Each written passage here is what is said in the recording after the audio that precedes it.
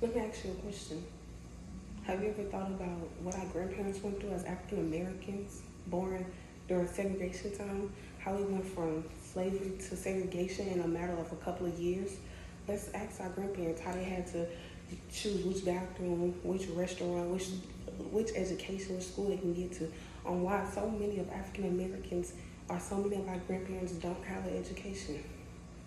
Society plays a big role in that. We still sometimes go through it, but it's not as bad. Society has showed us many things and statistics that we know that we can do better. As African American students, we can get through it. As African American students, we know what we can and what we can't do. As African American students, having somebody to fight for your rights so we can live the life that we live right now, being able to go to school, whatever school you go to, being able to go to LSU or Southern, being able to have something to look forward to. That's society. That's Brown versus the Board of Education. That's Plessy versus Ferguson. That's so many more cases that nobody even knows. How they had to fight to make us where we are now. Have you ever thought about it? Have you thought about it? Have you asked your grandparents about it? A lot of us haven't. Well, today we're going to talk about Oliver Brown and Linda Brown. Oliver Brown grew up in Kansas, mate. In 1943, he grew up in Kansas, and he was a minister. He went to be a civil rights activist back for the time because he was tired of being segregated. He lived in a predominantly white neighborhood and still was being segregated. His daughter, Linda Brown, had to walk 300 plus miles to school every day just to go to school. You couldn't live in a black neighborhood, live in a white neighborhood and go to the white school. You have to, even though you live in a white neighborhood, you had to go to the black school. Linda had to walk. Oliver Brown was so sick of it one day, he went and told his daughter, I'm gonna enroll you into a white school. We're going to the school. They can't decline us because guess what?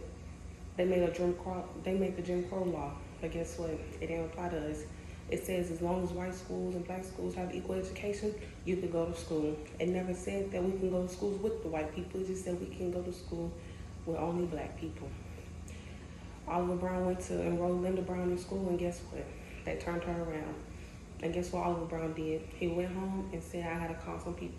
Number one person he called was Thurgood Marshall. Thurgood Marshall was an activist and a leader in the community, and also with the NAACP first Supreme Court black judge they ever walked in Washington, D.C. Linda Brown. Baby, where are you now? Linda Brown went, her case didn't get dismissed. Her daddy fought, had marches and rallies. Oliver Brown, that was you. Guess what he did? Took it to the Supreme Court and made what? Brown versus Board of Education. Brown versus Board of Education is a ruling. It's a court case ruling that made it to where us African Americans could use our 14th Amendment and to know that it was injustice to not being able to go to what school we want to go to. We need our education. How many of you want your education here? All of us. We wouldn't be in college if we didn't want our education. And that's what Oliver Brown stood for. He fought for us to where we could, if no matter how big the fight was, he was going to fight.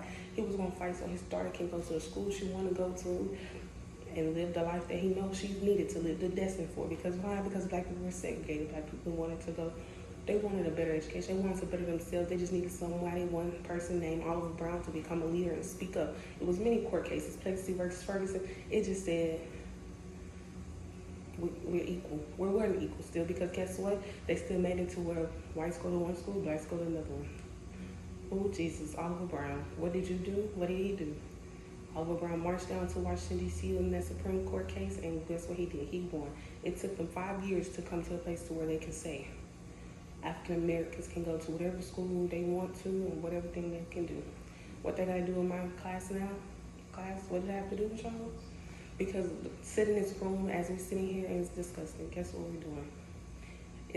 We're different races and we're different colors in one room. That's what Oliver Brown wanted, for us to have one room and understood why. But as I end this thing, and let me ask you this. Would you fight for how Oliver Brown fought for his daughter Linda Brown and fought for us?